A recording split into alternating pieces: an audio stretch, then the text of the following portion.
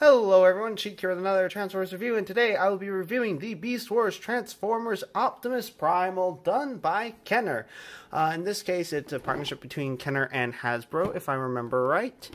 Yeah, just reissue, yeah, Kenner, Hasbro, and then Ultra Mega, Mega Cheetor, Mega Rat Trap, Ultra Megatron, Ultra Optimus Primal. Obviously this is Optimus Primal, maximal strength 10, intelligence 10, speed 10, firepower 10. He is full super powered. Secret weapon locations: right forearm, mace whip, dual attack, spinal swords, and that's about it for his secret weapons. And then maximal Optimus Primal function, maximal general.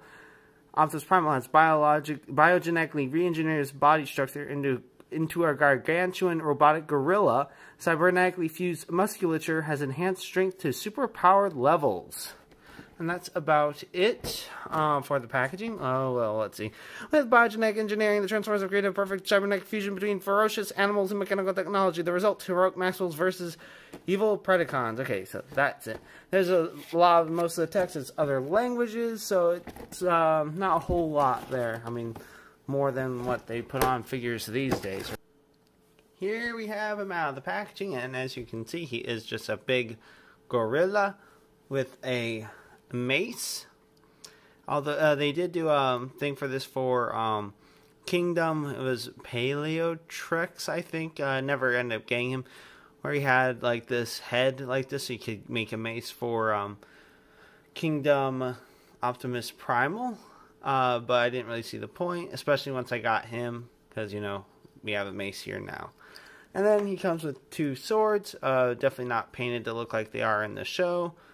So, I mean, if you're going for accuracy, this is definitely not your figure. And then he has 4 missiles, four different, well, launchers on him in his, well, not in his gorilla mode, although you can activate them in his gorilla mode if you really want to. And for detail, we have an angry gorilla looking face with blue eyes and yellow teeth, or yeah, yellow teeth, gorilla ears, textured fur, lever for a gimmick, although it is very difficult, and from what I can gather, to actually get it to work as you want it to. But and then this arm is kind of loose, so it tends to just droop, but you're supposed to be able to make him pound his chest. But any movement on this part of this, maybe the arms don't move as they're supposed to, it just kind of messes up the whole thing. But it looks like this is probably about the closest I'm going to be able to get him to pound his chest, at least right now anyway. Seems like the more I mess with it, the more out of sync and worse it looks. And then he has gorilla feet and all that. This lever, I'm not sure exactly how to get to go back down the way it was when he was first in the box, but it just doesn't want to go down all the way. And then if you push on it, it's just going to try and move those, and I really don't want to damage the gears more than absolutely necessary. But you can reveal his shoulder rocket launchers, which then, of course, you can put the missiles in. Let's just go ahead and put the missiles in. And then we can, let's see, well, that is if they'll cooperate, as missiles sometimes are not want to do. It's possible that they might be too long. Nope, it's going in, but it's just not latching, and I don't know why. I'd probably have to take a look at the internals. If the other launchers don't work, if they don't work in that, then I'll know that it's something with the actual, probably with the missiles rather than the actual launchers themselves. But that'll be something I'll need to take a look into at a later time. He does have gorilla toes, gorilla feet. Of course, depending on how you move his legs around, you may see robot bits, but I mean, if you really know if you know what you're looking for, you'll easily see his robot bits hiding in his gorilla mode. So that's about it. Like I said, for the gorilla mode, to get him transformed, it's very simple. You just pull this back and down, and hoorah! This is not the face that we are typically accustomed to seeing when we see Optimus Primal, but this is one of those mutant mask things, and I'm probably might just completely remove it, because then it's just Optimus Primal's head, and you don't have to worry about this in the background. So to get it into his normal head, you just want to flip the mask down, flip up his antennae things. I'm not sure exactly what they're called, but you know, those things. And then just flip his head around like so. And then here we have almost the face that we recognize from the TV show. Although he almost, I think there might be like 1 or 2 occasions where he has a faceplate on, but I don't think he ever really has the full faceplate in the cartoon. And then you can go ahead and flip his chest around if you didn't do so already, which you can see is not very detailed. Oh, and I forgot to do it for comparison while he was still a complete gorilla.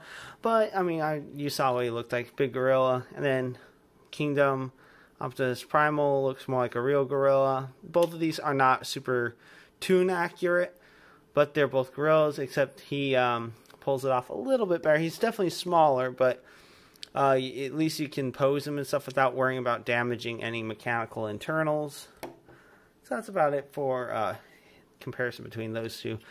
Then you just want to go ahead and extend his legs. You can flip in the gorilla feet for, I guess, less defined gorilla feet. And then you rotate his waist around, flip out his feet, which still have the hydraulic things, which is pretty cool. And then you can, I guess, position his hands as needed for the this.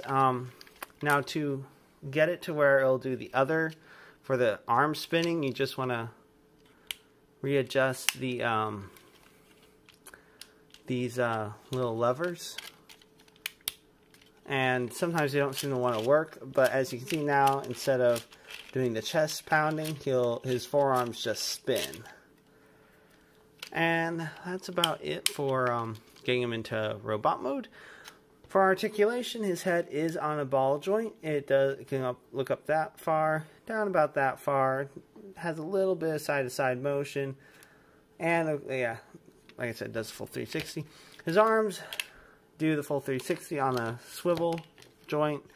His arms can go about out that far, but that also is part of the mechanics, so I wouldn't recommend overly doing it unless you don't care about the internals. Same with the bicep swivel. Don't really want to mess with that too much, as you don't want to damage the arms. Elbows bend about a little over 90 degrees. He does have a waist swivel, as you saw for transformation. He can do the full splits.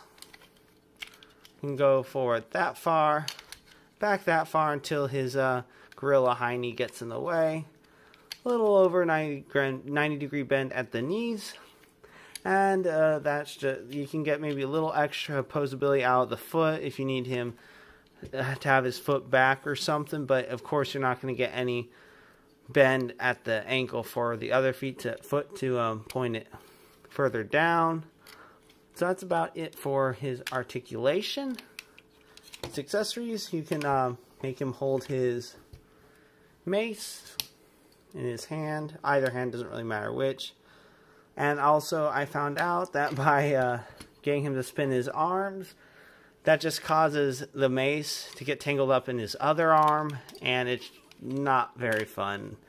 Or it's really frustrating, because you're trying to get it to work, but it just doesn't want to cooperate. But, I mean, you can get him to kind of spasmodically swing around and fling around his mace. And there goes one of those. And also, when you're trying to operate this lever, you're more than likely going to bump that, which is going to reveal his shoulder cannons, which don't look bad.